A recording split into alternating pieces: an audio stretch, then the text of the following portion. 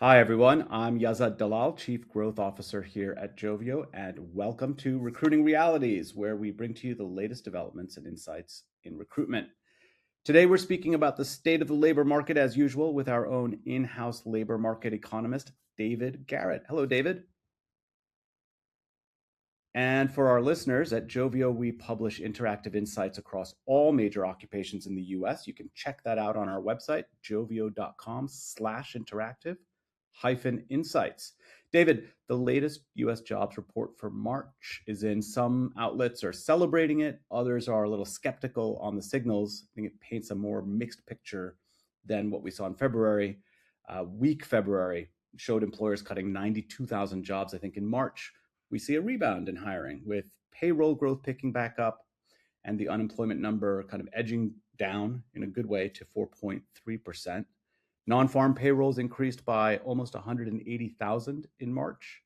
That unemployment rate moving down. The bigger story, though, is that the labor market is still cooling underneath the surface. And over the last year, and there were some revisions in February and March. So now we know that over the last year, long-term unemployment has risen. Labor force participation still stuck at 61.9%. And the employment to population ratio remains around 59.2%. So March was better, but it's not a return to a hot labor market by any means. And even sector by sector, the rebound pretty uneven. Healthcare leading the way again, construction's added jobs. We saw improvement in transportation and warehousing. And in Joveo's own data and across the web, job openings are still hovering around 7 million. 7 million open roles shows that demand exists, but also employers are being more cautious and more targeted in how they hire. So, David, I have lots of questions as usual. Let's get started. What do you make of this news? Good news or bad? I mean, to your point, I think the big takeaway is that it's no longer a red hot labor market, but it's also not breaking down, right? March was clearly a strong improvement over the February numbers, and the 180K payrolls gain suggests that the economy still has enough momentum to keep adding jobs, even though you have these sort of negative months.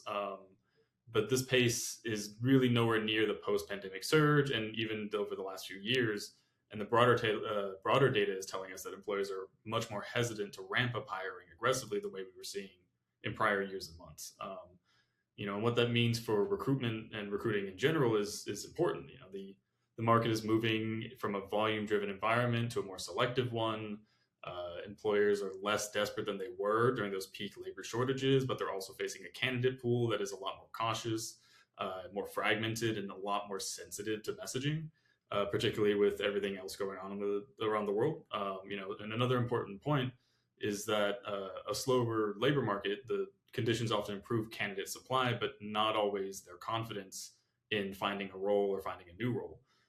So, for any recruiters out there, any messaging around stability, schedule predictability, pay transparency, and career growth will really help you perform a lot better than sort of broad generic employer branding that you can kind of get away with when it's less, when the labor market is more hot, right? And for those hard to fill roles, especially like healthcare and logistics, employers still need to compete aggressively because demand has not fully disappeared, but has just mostly become more selective in the roles they're applying for. And I think you make a great point, especially for Generation Z. I think in any case, having good messaging around stability, the predictability around shifts, uh, pay transparency, which we know, of course, is mandated in a lot of US states now already. All of that stuff is critical regardless of the environment that we're in. So, in other words, there are still openings, still hiring, but employers have to be much more intentional, probably less about casting a wide net and much more about fishing in the right pond, so to speak. Well, I really appreciate your time, David. And from all of us at Joveo, please feel free to come and visit us at joveo.com, and we'll see you for the next episode of Recruiting Realities. Thanks, everyone.